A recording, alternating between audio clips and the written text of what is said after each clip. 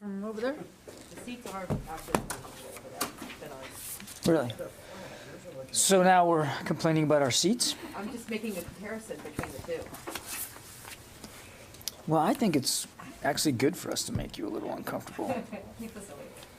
Okay, I did something to this already. I mean, I don't know what I touched. You saw, I just put paper on top of it. So I think I just hit something wrong. But thanks.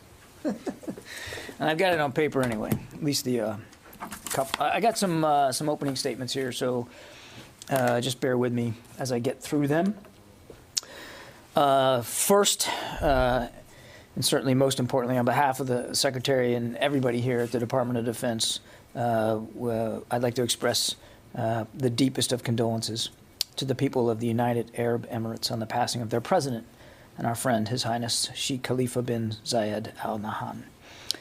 His Highness was a visionary leader for not just his country, but actually for the entire region. And we're grateful for his steadfast commitment to regional stability and security, and we continue to honor his legacy through what is and what we know will remain a very strong defense partnership with the UAE. Secondly, this morning, I think as you've all likely seen, Secretary Austin held a phone call with his Russian counterpart, Minister of Defense Sergei Shoigu. This is the first conversation they've had since February 18th. And the Secretary urged an end to the conflict in Ukraine, and he emphasized the importance of maintaining communication. I think you guys all saw that we put our readout of that. Now, as you know, we remain keenly focused on the evolving situation in Ukraine and Russia's aggression in the region. And the United States continues its course to stand shoulder to shoulder with our allies to maintain a strong deterrent and defensive posture on NATO's eastern flank. As such, Secretary Austin has ordered the deployment of approximately 10,500 personnel in the coming months to replace previously deployed U.S. Army units serving in the European theater of operation. These deployments are one-for-one unit replacements, which will leave our overall force posture in the region, approximately 100,000, unchanged. The units being replaced will return to their home station following an appropriate turnover of responsibilities.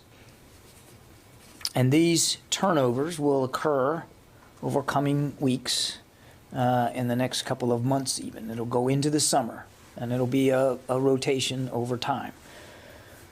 Specifically, the 101st Airborne Division headquarters from Fort Campbell, Kentucky will deploy to replace the 82nd Airborne Division headquarters in the EUCOM area of responsibility. And that's about approximately 500 soldiers. The 2nd Infantry Brigade Combat Team, 101st Airborne Division from Fort Campbell, Kentucky, will deploy approximately 4,200 soldiers to replace the 3rd Infantry Brigade Combat Team, 82nd Airborne Division, in Poland. The 3rd Armored Brigade Combat Team, 1st Cavalry Division from Fort Hood, Texas, will deploy approximately 4,200 soldiers to replace the 1st Armored Brigade, 3rd Infantry Division in Germany. And the 1st Armored Division Combat Aviation Brigade, consisting of approximately 1,800 service members from Fort Bliss, Texas, will replace the 1st Air Cavalry Brigade in support of the United States commitment to Atlantic Resolve. I want to stress on just a stop on that one and remind that Atlantic Resolve is a rotational deployment scheme for the U.S. Army since 2014. So the 1st Armored Division Combat Aviation Brigade that will come in from Fort Bliss, this was a long-standing replacement in place. I mean, the 1st Air Cav Brigade that's there has been there for like 9 months. So like this is the time for them to go. This was something that was pre-scheduled. Lastly, like our previous announcements, these are not permanent moves.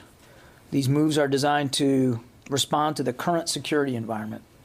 Moreover, these forces are not going to fight in Ukraine. They are going to support the robust defense of NATO allies.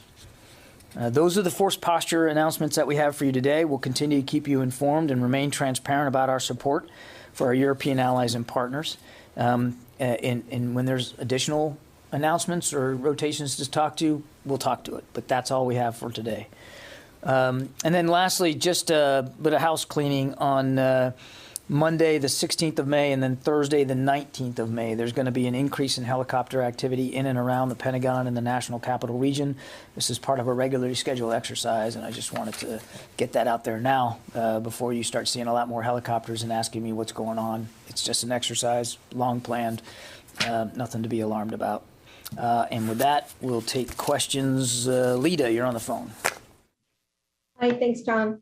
Two things. One, just on the deployments, you made it clear these are not permanent, but can you say whether or not discussions about any more permanent changes to the force posture in EUCOM are still under discussion, and whether we can expect any announcements on anything like that in the near future? And then I have a second question. I would not expect any announcements on permanent footprint changes anytime in the near future, Lita. As you've heard us say, the Secretary knows that the security environment is now changed based on what Mr. Putin has done. And so we expect that we're going to have to take a look at the permanent footprint in Europe and make an assessment about that, in the future. But there's nothing in the offing right now. My second question is on the drawdown funding. The letter last week made it clear that the Secretary believes it's important for Congress to act quickly on the drawdown funding. Can you talk just a little bit about if there is a delay, a continued delay by the Senate to move the bill, what impact does that have? Is there enough equipment in the pipeline that a delay of a week or two won't make much difference? Can you just put that in perspective? Yeah, we got about $100 million left in current authority that has not been allocated or announced. And as the Secretary made clear, that we really would like to get the approval for additional authorities before the third week of this month, so that we can continue uninterrupted the flow of aid and assistance into Ukraine. So obviously we continue to urge the Senate to act as quickly as possible so that we don't get to the end of May and not have any additional authorities to draw back to draw upon. But we believe with the authorities we have left, $100 million we have left, that will help us get more assistance into Ukraine, by about the third week of this month, towards the end of the month. So we really would like to get this approved quickly, so that again we can continue to source additional drawdown packages and without interruption. We've been moving at a fairly fast clip here, both in terms of the individual packages that have been approved and how fast that stuff is getting into Ukrainian hands. And we would literally every day there are things going in, and we would like to be able to continue that pace for as long as we can. Courtney.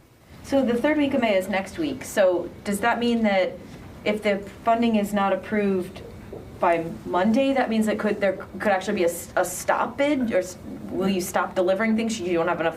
Well, I mean, I think specifically we said something like May 19th is the day we really, without additional authorities, we'd begin to not have the ability to send new stuff in. So no decision yet on the $100 million. I think a decision will be coming soon on that. And as we urge the Congress to that by the 19th of May that we're going to start impacting our ability to provide aid uninterrupted.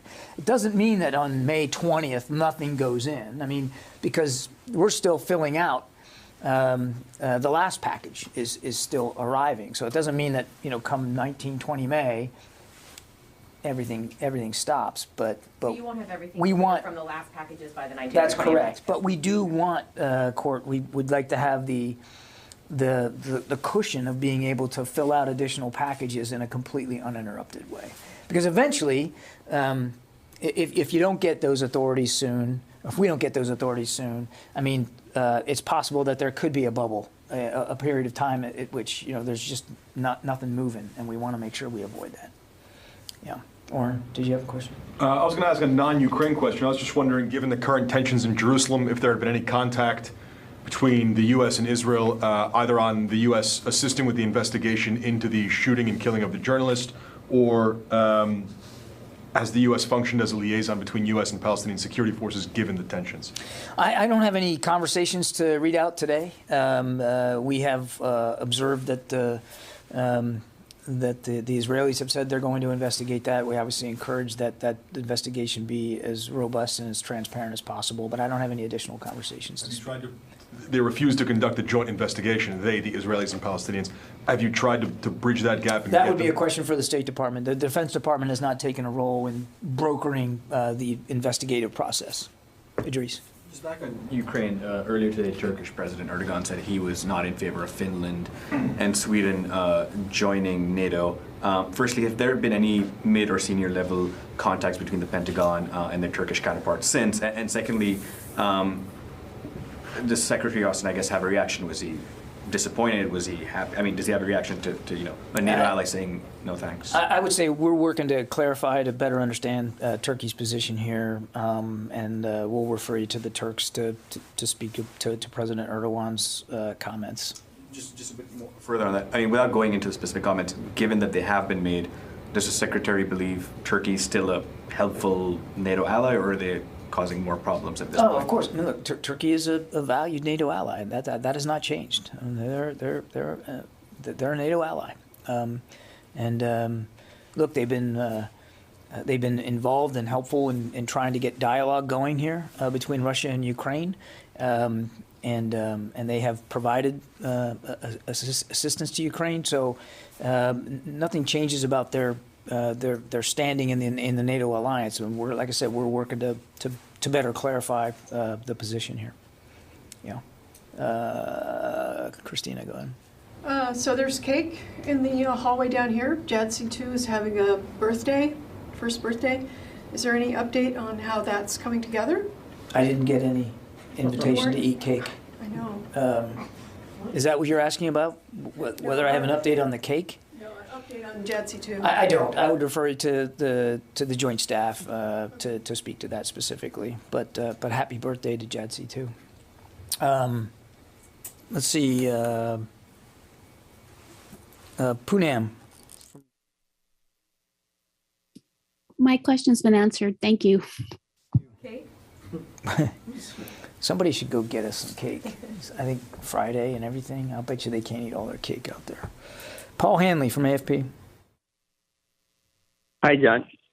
Hi, John. Can you hear me? Hear me?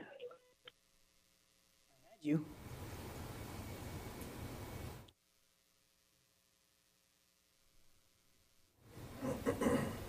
All right, Paul, we'll come back to you. Let's see. Anson from Asahi. Hello. Hi. I think Paul's still on the line. Hi. I don't know. I unmute and then it gets muted. Sorry about that. I'm sorry. Can I ask my question? Hello. Paul, you got me? Yeah. If you can hear me, I wanted to ask, what was Minister Shoigu? What did he have to say about the issue of Finland and Sweden joining NATO? Yeah, look, we gave a readout of it, and I just reiterated that. I'm not going to go into any more detail than what we provided. I think I'm just going to leave it there. Anson? Secretary.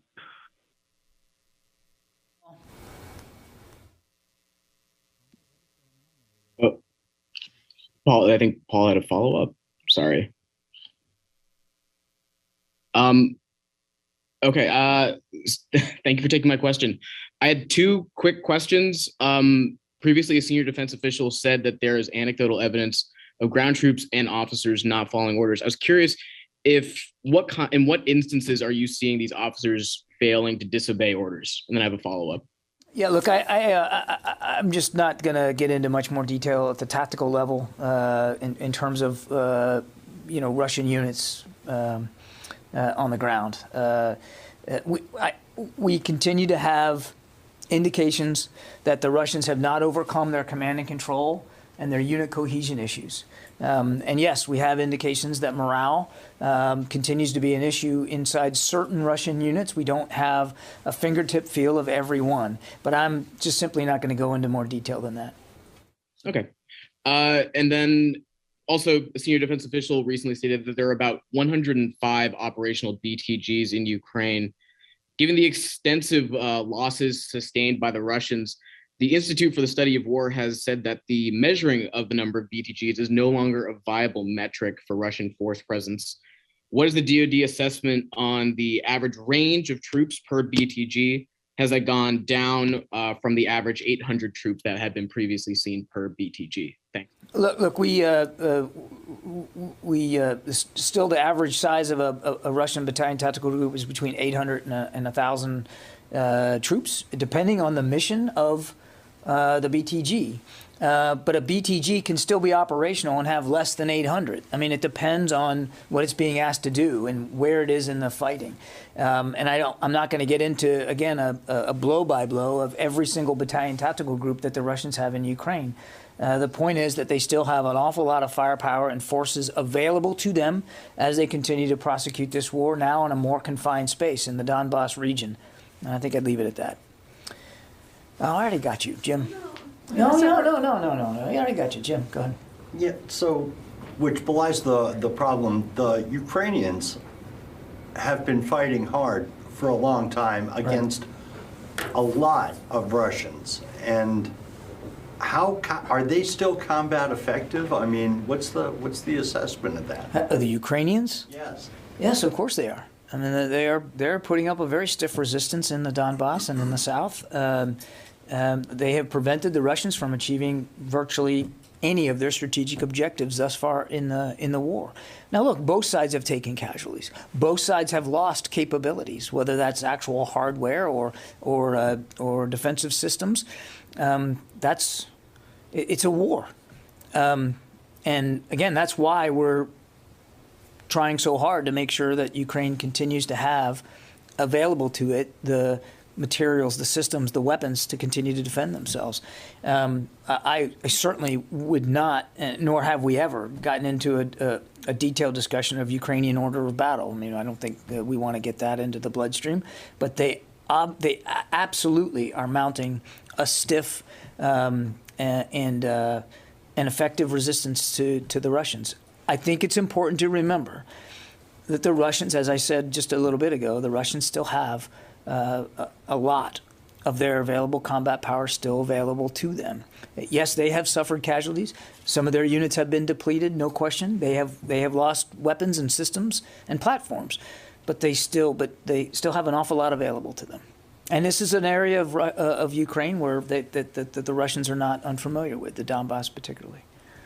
Okay, that's good for a Friday, and hope you all have a good weekend.